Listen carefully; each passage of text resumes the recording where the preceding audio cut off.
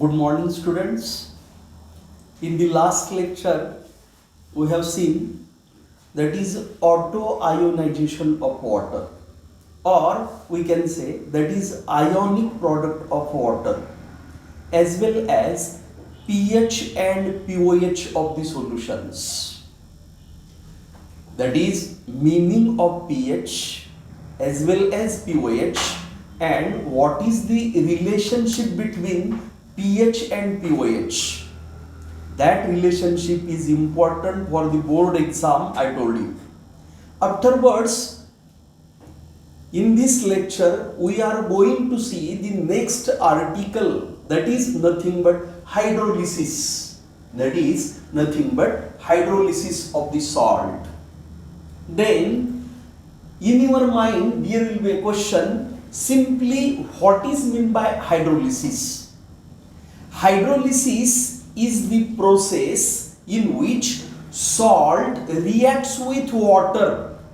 Hydrolysis is the process in which the salt reacts with water and to produce acidity and basicity. This is the simple definition of the hydrolysis one.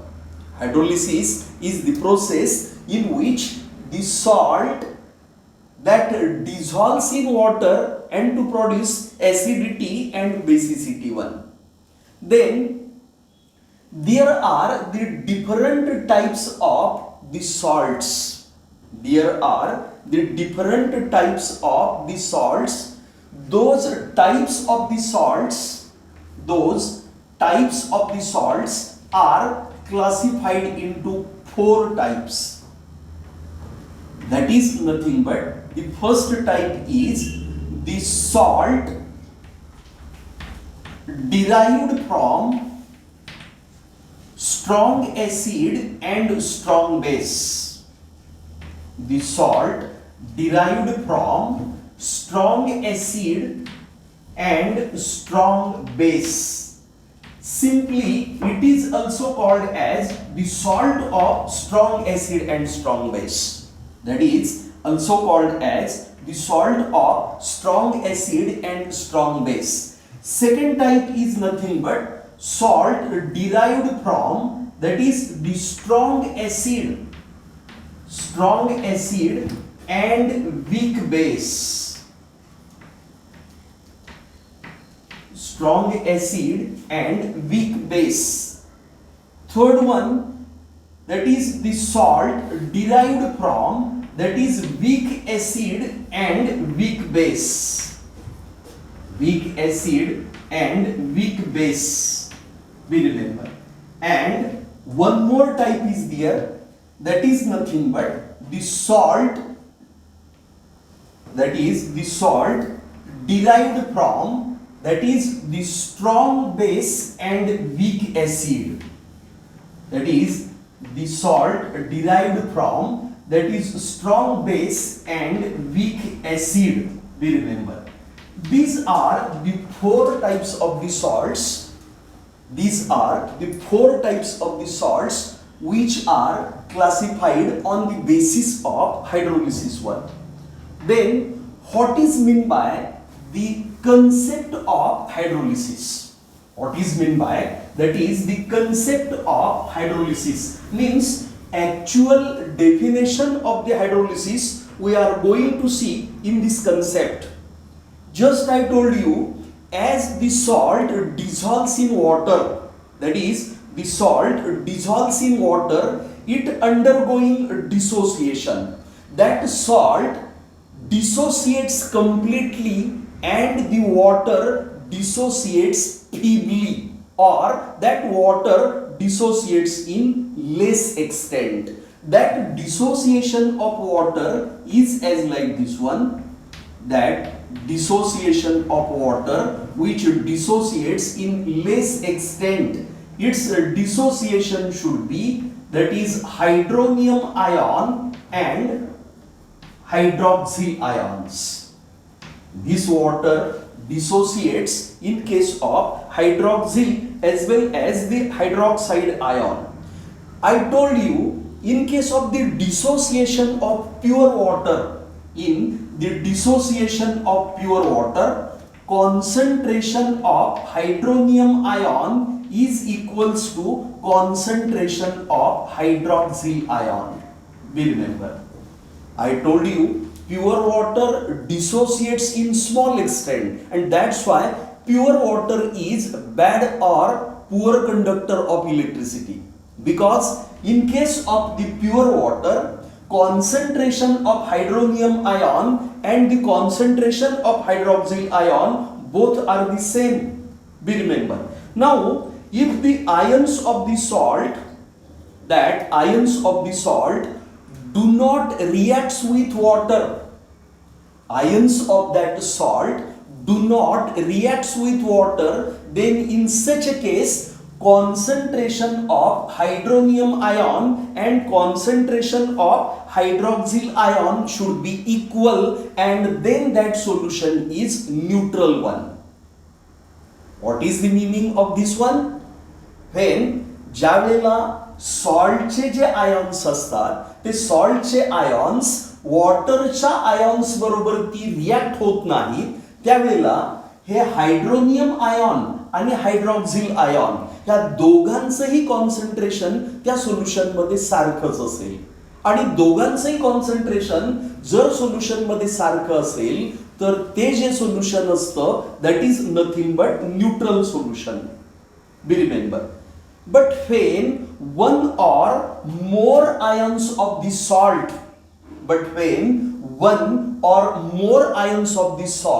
reacts with ions of the water, then this concentration will be disturbed, and then that solution should not remains neutral. Then such a solution becomes either acidic or basic depending upon the types of, that is the salt one. That solution becomes either acidic or basic depending upon types of, that is the salt one. Be remember, such a reaction between the ions of the salt and ions of the water, that reaction is nothing but hydrolysis. त्याला आपण hydrolysis असं म्हणतो. मग actually what is mean by hydrolysis? Hydrolysis is the process. Hydrolysis, कुणाचं hydrolysis आपण पाहतोय? सॉल्टचं hydrolysis पाहतोय. म्हणजेच hydrolysis of the salt is defined as, hydrolysis of the salt is defined as the reaction in which either cation or anion or both the ions of the salt reacts with ions of the water and to produce acidity and basicity in the solution is called as hydrolysis. Be remember, hydrolysis of the salt is nothing but either cations or anions or both the ions of the salt reacts with ions of the water and to produce acidity and basicity in the solution, then this process is called as hydrolysis 1. That process is called as the hydrolysis. Now we are going to see, this is nothing but concept of hydrolysis. This is nothing but concept of hydrolysis. Then we are going to see hydrolysis of all these 4 types of that, the salt one. Then first type, that is hydrolysis of strong acid and strong base. Hydrolysis of strong acid and strong base. Now we remember the example of salt of strong acid and strong base are the different one. The example should be as like sodium chloride. Sodium chloride is the salt of strong acid and strong base. Then potassium nitrate also, KNO3 also. Then sodium sulfate also, Na2SO4 also, etc. 1. याच्याशिवाय देखील आणखी examples आहेत, as like we can say that is KCl असेल, त्यानंतर K2SO4 असेल. हे जे वेगवेगळे एक्झाम्पल्स आहेत, those are under the salt of strong acid and the strong base. Now just we are consider here one example, that is nothing but sodium chloride. आपण इथं sodium क्लोराइडचा कुठलाही सॉल्ट तुम्ही घेतला तरी चालेल, पण आपण इथं सोडियम क्लोराइडचा विचार करूया. Hydrolysis of this salt of strong acid and the strong base one. Be remember, just I told you NaCl, हा NaCl जो आहे, NaCl is the salt of the strong acid like HCl. हा कुणाचा salt आहे? Strong acid आणि strong बेसचा आहे. मग स्ट्रॉंग ऍसिड कुठला आहे? Strong acid like HCl and strong base is nothing but NaOH, means that is sodium hydroxide. लक्षात घ्या, हा जो सॉल्ट आहे sodium chloride is the salt of strong acid and strong base. Strong acid like hydrochloric acid and strong base like sodium hydroxide. Be remember, when this salt dissolved in water, it dissociates completely. It dissociates completely into its ions. त्याचं जे dissociation आहे ते dissociation complete होतं. कशामध्ये? त्याच्या ions मध्ये. As like this one NaCl. This NaCl dissociates completely into Na plus ions in the aqueous medium plus that is Cl minus ions, chloride ions in that aqueous medium. That's why we can say NaCl dissociates completely. While that is the water one, means it is in aqueous medium, that water dissociates in less extent. याच्यामध्ये वॉटरचं जे dissociation आहे, मग या NaCl च्या dissociation मध्ये Na plus आणि Cl minus जे ions आहेत, they have tendency to react with water. याच्यामध्ये ह्या NaCl आयॉन जे आहेत, Na प्लस आणि Cl मायनस आयॉन जे आहेत, these ions having tendency to react with water, because the possibility of Na plus and Cl minus ions, when that reacts with the ions of that water, there is the formation of the strong acid like HCl and the strong base like NaOH. What I am going to say here, these Na plus and Cl minus ions having a tendency to react with, that is the water one, and then to produce the possible products should be strong acid like HCl and the strong base like NaOH in that solution one. Both these, that is the acids as acid and base, both are the again strong acid and the strong base one, and this reaction should be as like this one: Na plus ions, that is the aqueous, plus Cl minus ions also in the aqueous state. Both ions should be reacts with water and to produce the strong acid like HCl, that is the strong acid, and strong base like NaOH. This is the strong base one. Means here strong acid and strong bases should be formed in case of, that is the aqueous medium. Now these acids and bases, that is here acids and bases are the strong here. Acids and bases are the strong, and further the reaction, that is the acids and bases, means that is acid and base, it again reacts with that water, and then there is the formation of, what will be formed here, that is H3O plus ion hydronium ion plus, that is Na plus ion, Cl minus ion, and that is nothing but hydroxyl ion, means OH minus ion. That is the strong species, means strong acids and the strong bases when reacts with water. In case of that solution, there is the formation of hydronium ion and formation of hydroxyl ion. Now, in case of this reaction, that is left hand side and right hand side, there is the salt NaCl. This NaCl from left and right, it will be cancelled, means it do not reacts with, that is the water one. It do not reacts with the water one. Na, that is nothing but NaCl.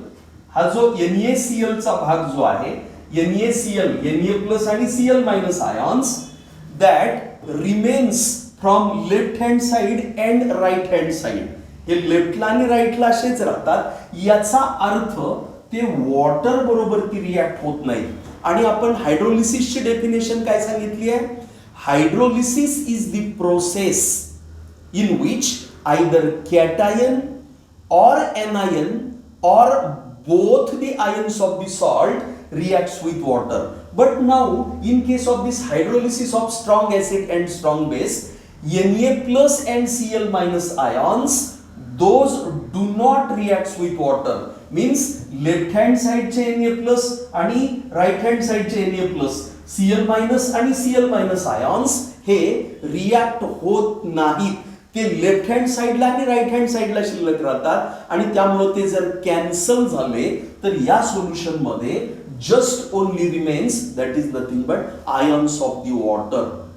And hence we can say solution of the salt of strong acid and strong base will be neutral and this type of the salts means as like NaCl, as like KNO3, Na2SO4, etc., they do not undergoing hydrolysis.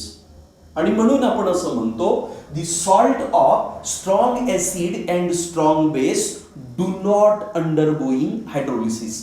या पहिल्या टाईपच्या सॉल्टचं hydrolysis होत नाही, कारण याचे cation किंवा anion किंवा दोन्ही आयन्स हे वॉटर बरोबर ती रिॲक्ट होत नाहीत. लक्षात घ्या.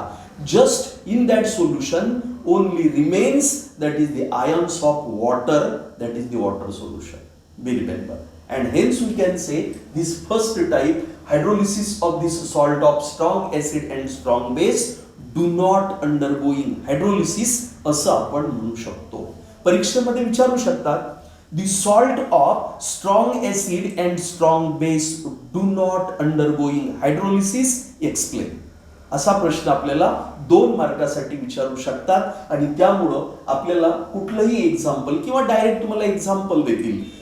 NaCl, salt of strong acid and strong base, हा NaCl, aqueous solution of NaCl do not undergoing hydrolysis, explain. असा कसाही प्रश्न विचारू शकतील तर आपल्याला आन्सर मात्र हा कन्सेप्ट समजला. आपण इथं NaCl चं एक्झाम्पल घेतलं, याच्याऐवजी आपण KNO3 घेऊ शकतो, Na2SO4 घेऊ शकतो, त्यानंतर KCl घेऊ शकतो.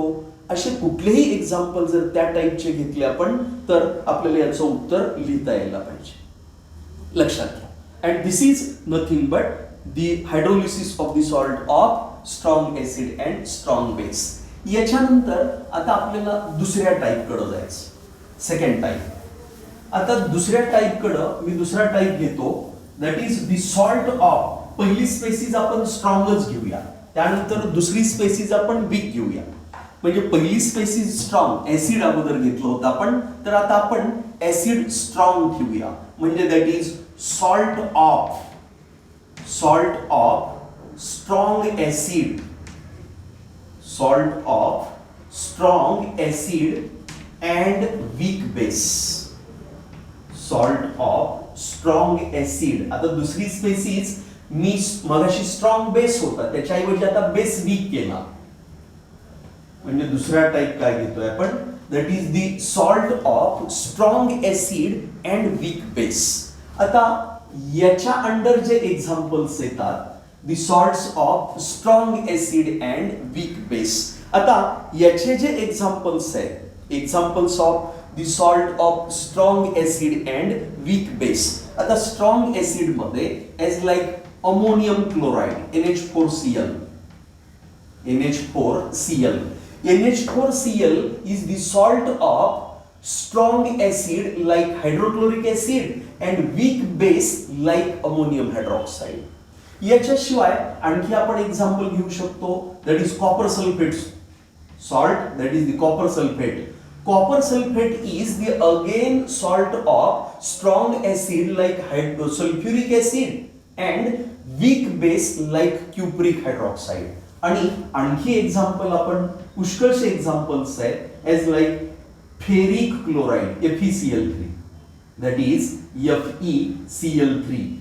FeCl3 is the salt of strong acid like hydrochloric acid and weak base like ferric hydroxide. Etc. are the examples of the salt of strong acid and the weak base. मग याच्यामध्ये example जे आहे ते example आपण कुठलं घेऊ शकतो? Ammonium क्लोराइडचं घेऊ शकतो, कॉपर सल्फेटचं घेऊ शकतो, फेरिक क्लोराइडचं, कुठलंही एक्झाम्पल आपण घेऊ शकतो. Just in this case I can take the example of copper sulphate. परीक्षेला असंही विचारतात, aqueous solution of copper sulfate is acidic in nature, explain. कसा प्रश्न विचारू शकतात?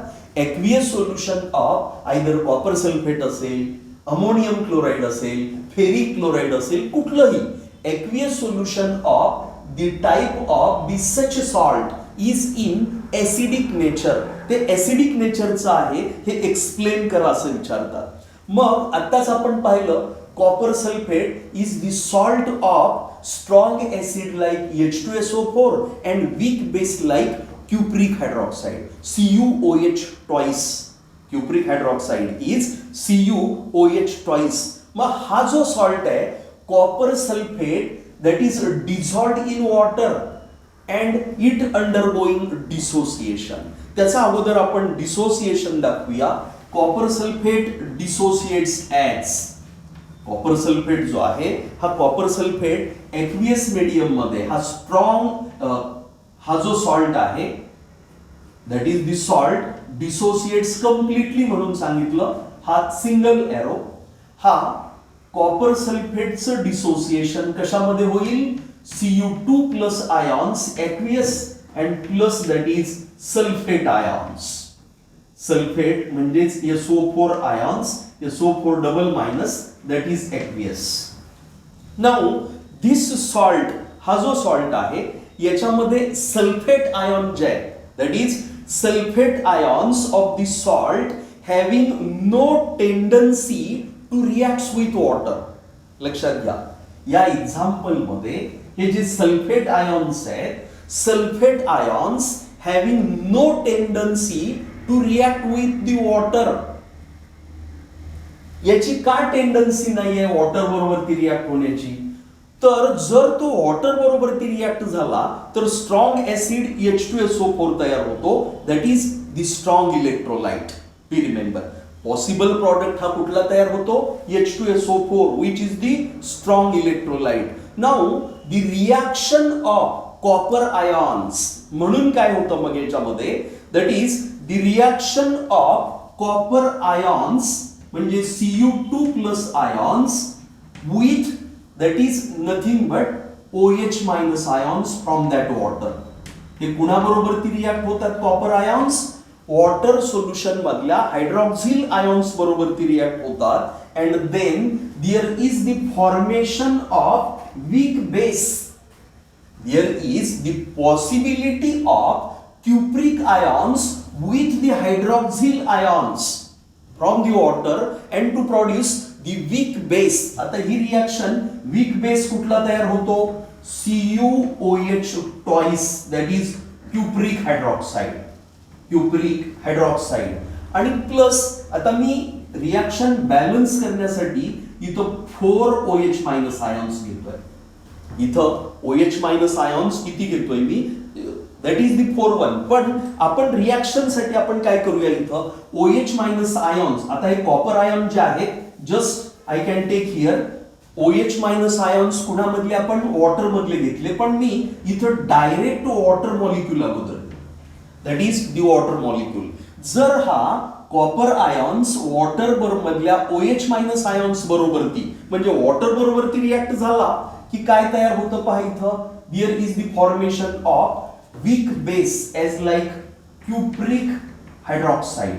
हा weak base म्हणजे कॉपर हायड्रॉक्साईडचा तयार होतो and there is the formation of hydronium ion. इथं हायड्रोनियम आयॉन हे पहा इथं H हायड्रोजन किती आहेत 4 2 8 हायड्रोजन आहेत. इथं पैकी 2 हायड्रोजन गेले, राहिले किती 8 पैकी 2 गेले 6 म्हणजे there is thrice H2 that is thrice H3O plus ion, thrice H3O plus, thrice sorry that is twice H3O plus होतील. इक्वेशन बॅलन्स करण्यासाठी हे पहा इक्वेशन आपण बॅलन्स करतोय. इथं 4 2 8 हायड्रोजन्स आहेत आणि कॉपर एकच आहे, एक कॉपर इकडे आला, हायड्रोजन 4 2 8 मधले 2 हायड्रोजन गेले, शिल्लक राहिले 6 म्हणजे बेत्रिक 6 हायड्रोजन. ऑक्सिजन किती आहेत 4 ऑक्सिजन आहेत, पैकी 2 ऑक्सिजन इथं आणि 2 ऑक्सिजन इथं. Equation is balance here. इथं इक्वेशन हे बॅलन्स झालंय. म्हणजेच या केसमध्ये cupric ions when reacts with the water then there is the formation of weak base as like cupric hydroxide and there is the formation of free hydronium ion. हे जे hydronium ion आहेत हे hydronium ion is nothing but hydrogen ions. Hydrogen ions आणि hydronium ions. Hydrogen आयॉन्सच hydrolysis झाल्यानंतर hydronium ion तयार होतात हे आपण मागे पाहिलंय. आणि याचाच अर्थ काय in this solution aqueous solution of the copper sulfate there is the formation of weak base cupric hydroxide and free hydronium ion. Due to presence of free hydronium ion in the solution then that solution having acidic nature. जर solution मध्ये hydronium ion free state मध्ये असतील किंवा hydrogen ion free state मध्ये असतील तर ते solution acidic नेचरचं असतं, लक्षात घ्या. आणि म्हणून याचं जे ऍक्वियस सोल्युशन आहे aqueous solution of the salt like copper sulphate in which that is blue litmus turns red. लक्षात घ्या या ऍक्वियस सोल्युशन मध्ये कॉपर सल्फेटच्या आपण ब्ल्यू लिटमस पेपर बुडवला तर त्याचा रंग लाल होतो, that will be turns into red colour. याचाच अर्थ काय the aqueous solution of copper sulphate should be acidic in nature. त्यामुळं हे ऍक्वियस सोल्युशन कसं असतं ऍसिडिक नेचरचं असतं, लक्षात ठेवायचं. आता तुम्हाला काही वेळेला असाही प्रश्न विचार आपल्याला लॅबोरेटरीमध्ये हे कॉपर सल्फेटचं सोल्युशन लागतं पाणी आणि ज्या वेळेला लॅबोरेटरीमध्ये हे कॉपर सल्फेटचं सोल्युशन तयार करतात म्हणजे कॉपर सल्फेट जर पाण्यामध्ये डिसॉल्व्ह केला तर ते सोल्युशन टर्बिड फॉर्म होतं, टर्बिडिटी येते त्याला, ते क्लिअर सोल्युशन नसतं. का क्लिअर सोल्युशन नसतं तर इथं थेरीच आपल्याला सांगते copper sulphate is the salt of strong acid and weak base. Strong acid like कुठलं strong acid H2SO4 and weak base like cupric hydroxide. आता वीक बेस कशाला म्हणतो आपण which dissociates in less extent. तो वीक बेस त्या solution मध्ये dissolve होत नाही आणि त्यामुळे त्या सोल्युशनला टर्बिडिटी फॉर्म होते. आणि म्हणून हे सोल्युशन क्लिअर होण्यासाठी काय केलं जातं that is 2 to 3 drops of concentrated sulfuric acid is added in this solution. या सोल्युशन मध्ये सल्फ्युरिक ऍसिडचे काय केले जातात 2 ते 3 ड्रॉप्स याच्यामध्ये आपण जर घातले तर ही टर्बिडिटी जी आहे that turbidity will be disappear means that will be dissolved one and hence solution becomes clear solution. ते सोल्युशन जे आहे ते क्लिअर सोल्युशन इथं तयार होतं, लक्षात ठेवा. मग या अशा पद्धतीने आपण कुठलं एक्झाम्पल घेतलं कॉपर सल्फेटचं घेतलं. मग कॉपर सल्फेट नंतर तुम्ही फेरिक क्लोराईड सुद्धा घेऊ शकता, अमोनियम क्लोराईड सुद्धा घेऊ शकता. प्रश्न कशावरती विचारतील? असाही विचारतील aqueous solution of ferric chloride becomes turbid. इथं जसं मी कॉपर सल्फेटचं सोल्युशन क्युप्रिक हायड्रॉक्साईड ह्या वीक बेसमुळं टर्बिड सांगितलं होतं, तसं फेरिक क्लोराईड वरती प्रश्न विचारतील.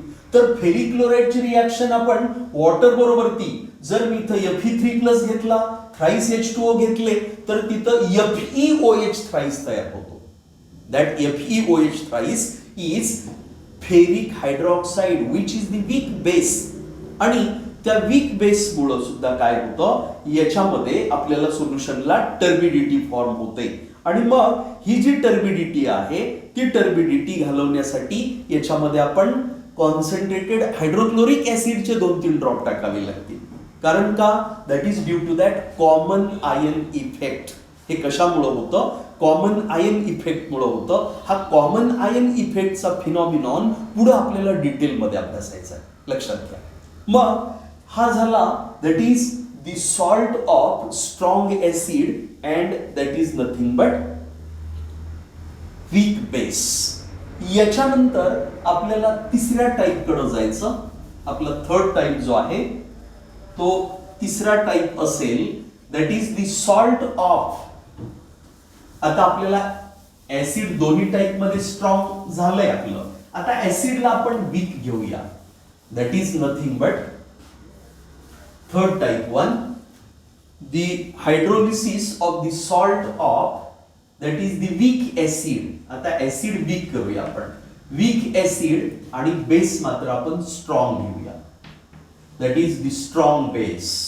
जो तिसरा टाईप आहे तो कुठला टाईप आहे? हायड्रोलिसिस. कोणाचं? Hydrolysis of the salt of weak acid and strong base. आता याचे जे एक्झाम्पल्स आहेत that is the salt of weak acid and the strong base. The examples are as like acetic acid CH3COOH. Sorry, याचा जो salt आहे weak acid आणि strong बेसचा CH3 salt घ्यायचा आपल्याला COONA, म्हणजे हा सोडियम ऍसिटेट असेल. मग हा sodium acetate is the salt of weak acid like acetic acid and the strong base like NaOH. लक्षात घ्या, हा सॉल्ट जो आहे वीक ऍसिड कुठलं? एसिटिक ऍसिड आणि स्ट्रॉंग बेस कुठला? NaOH. ह्या दोघांपासून तयार झालेला हा salt that is sodium acetate, ज्याला आपण सोडियम ऍसिटेट असं म्हणतो. किंवा आणखी दुसरा सॉल्ट आपल्याला घेता येईल as like Na2CO3, sodium carbonate.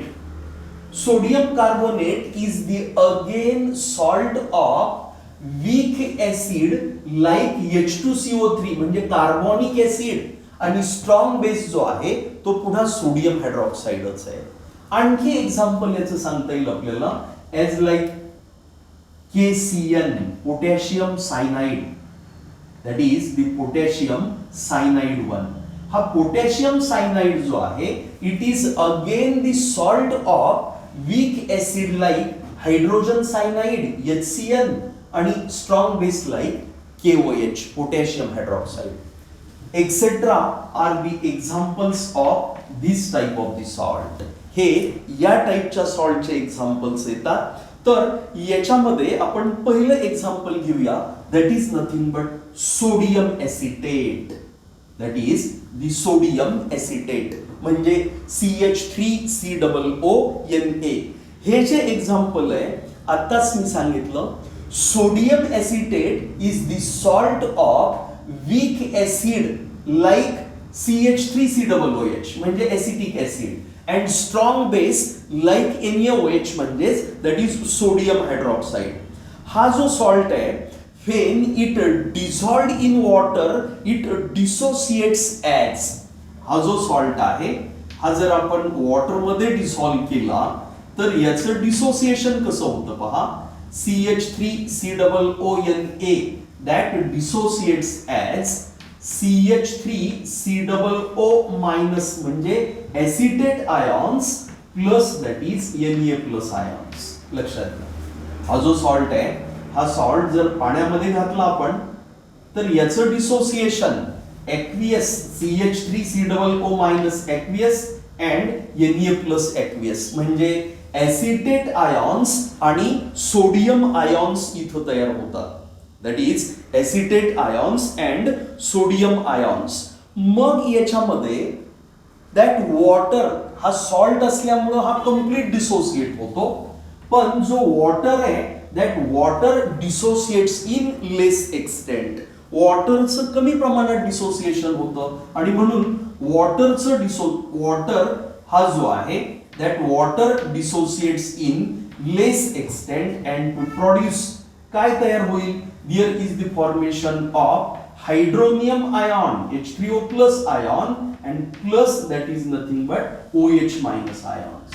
लक्षात घ्या याच्यामध्ये ह्या हायड्रोनियम आयॉन आणि OH मायनस आयॉन्स इथं प्रोड्यूस होतात. That is hydronium and OH minus ions.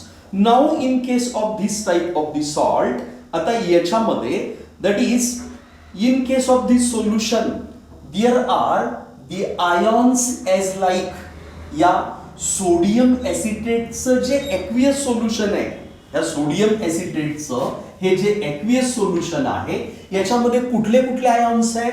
There is the presence of Na plus ions sodium ions, then hydronium ions, then acetate ions and hydroxyl ions. याच्यामध्ये हे चारही ions आहेत. Na plus त्यानंतर H3O plus acetate CH3COO minus आणि OH minus ions. मग याच्यामध्ये that Na plus ion जे आहे म्हणजे हे Na plus ions having no tendency that Na plus ions having no tendency to react with OH minus ions. लक्षात घ्या या टाइप मध्ये या आयॉन्स मध्ये ह्या Na प्लस आयॉन्सशी या OH मायनस आयॉन्स बरोबर की रिॲक्ट होण्याची टेंडन्सी नाहीये. का टेंडन्सी नाहीये तर ते जर रिॲक्ट झाले तर तिथे स्ट्रॉंग बेस NaOH तयार होईल. There is the formation of the strong base as like NaOH which is the strong electrolyte. तो स्ट्रॉंग इलेक्ट्रोलाइट आहे आणि म्हणून these Na plus ions having no tendency to react with that is the OH minus ions of the water one. आणि मग आता possibility काय शिल्लक राहिली. There is the another possibility the reaction between acetate ions. हे जे acetate ions आहेत these acetate ions reacts with that is the hydronium ions. We remember the possibility is that one acetate ions of the salt. मग हे सॉल्टचे जे acetate ions आहेत CH3COO minus these acetate ions reacts with that is OH minus ions of that water. Water मधले जे OH minus ions आहेत त्याच्या बरोबरती हा acetate ions react होतात आणि जर एसिटेट आयॉन्स या वॉटर बरोबरती रिॲक्ट झाले तर काय तयार होईल. There is the formation of याच्यातला H प्लस ह्या एसिटिक ऍसिड कडे येतो सॉरी एसिटेट आयॉन्स कडे येतो आणि मग तिथं काय राहतं काय तयार होतं. There is the formation of weak acid as like acetic acid. हे पहा या H2O मध्ये H प्लस आणि OH मायनस आयॉन्स आहेत. याच्यातले H प्लस आयॉन्स ह्या एसिटेट आयॉन्स बरोबर की जर रिॲक्ट झाले तर आपल्याला एसिटिक ऍसिड तयार होतो आणि एसिटिक ऍसिड नंतर आणखी कुठले आयॉन्स इथे शिल्लक राहतील मग that is nothing but OH minus ions that is in the aqueous medium. मग इथं हायड्रॉक्झिल आयॉन्स हे या एक्वियस मीडियम मध्ये इथं रिॲक्ट झाले आणि मग याच्यामध्ये there is the hydrolytic equilibrium. याच्यामध्ये काय होतं hydrolytic equilibrium for sodium acetate. Sodium एसिटेटचा इक्विलिब्रियम कुठला hydrolytic equilibrium should be as like this one. कसा असेल CH3COONA this is the sodium acetate आणि that is sodium acetate reacts with that is nothing but water म्हणजे that is the hydrolytic equilibrium म्हणतो आपण. H2O बरोबर की हा जर रिॲक्ट झाला हा sodium acetate then there is the formation of acetic acid there is the formation of काय तयार होईल acetic acid. Acetic acid is the weak acid, that is the weak acid and strong base like NaOH. तो strong असल्यामुळं त्याचं dissociation करावं लागेल आणि म्हणून Na plus aqueous and plus that is OH minus aqueous. Plus that is OH minus aqueous. Now this indicates that there is the formation of free OH minus ions. हे equation काय सांगतं या solution मध्ये या hydrolytic equilibrium मध्ये OH minus ions हे free state मध्ये आहेत. OH मायनस आयॉन्स हे फ्री स्टेट मध्ये आहेत. जर हे फ्री स्टेट मध्ये असतील no doubt this solution must be basic in nature.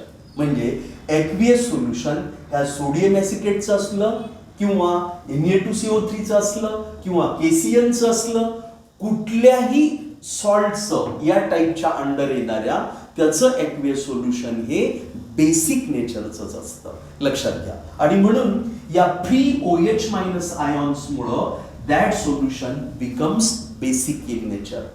Means aqueous solution of this sodium acetate is basic in nature and in its solution we can say that is red litmus turns blue. या जर टाईपच्या solution मध्ये या सॉल्टचं जे aqueous solution आहे त्या solution मध्ये आपण रेड लिटमस पेपर जर डीप केला तर तो ब्ल्यू कलरचा होतो.